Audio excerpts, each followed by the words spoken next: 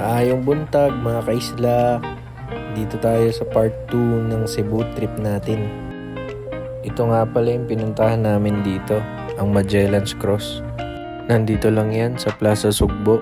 Katabi lang to ng Basilica del Santo Niño.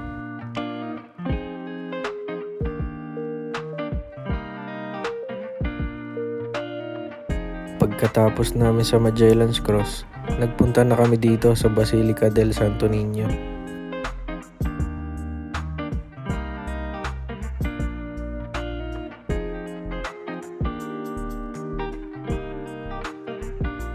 Ito ang pinakalumang Roman Catholic Church dito sa Pilipinas. Dito rin pala ginaganap ang Sinulog Festival tuwing 3rd Sunday of January. Kahit Biyernes kami pumunta, napakarami pa ring tao ang bumisita at nagdasal.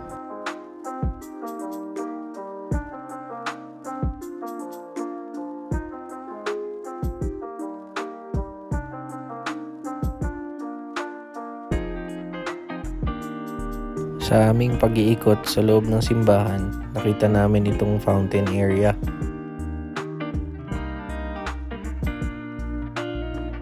Siyempre, hindi namin pinalampas yung mga ganitong pagkakataon. Di nag-video muna tayo. Tara, punta na tayo sa susunod nating location. Nandito kami sa National Museum sa Cebu. Tara, pasukin na natin. Bawal daw mag-video sa loob, kaya nag-picture na lang kami.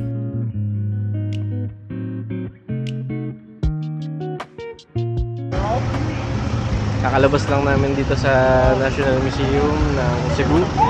Pupunta kami dito sa kabila. Dito.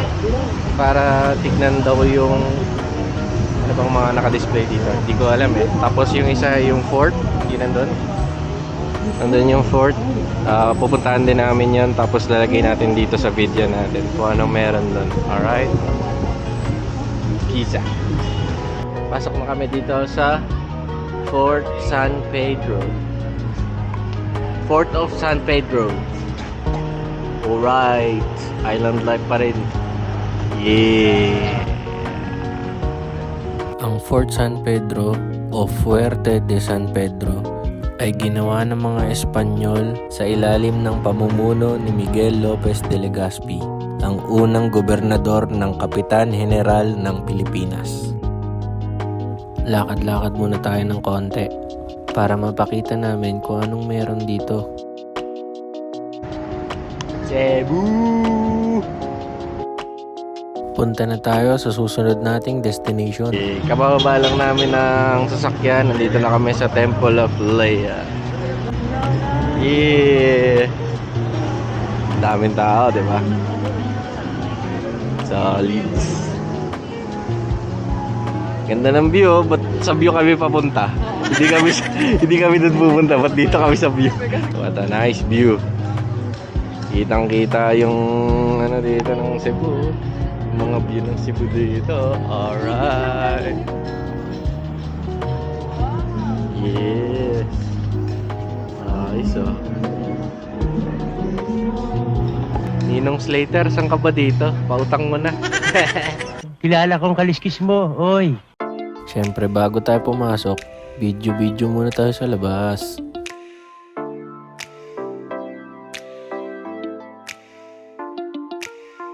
Ang Temple of Leia ay ginawa ni Teodorico Soriano Adarna para sa kanyang asawa na si Lea Villa Albino Adarna.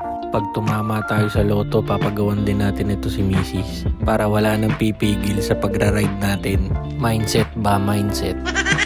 Sa loob nito, makikita nyo ang sari-saring koleksyon.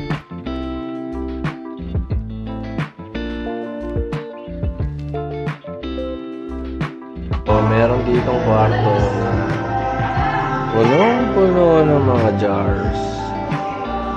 Nakapili ka na ba kung anong kukunin mo dyan? Anong lalagay natin dyan? Kala ko lumpia ilalagay natin dyan. Lumpia is life. Pagkatapos namin makita ang loob, lumabas na agad kami. Siyempre, para mag-picture-picture.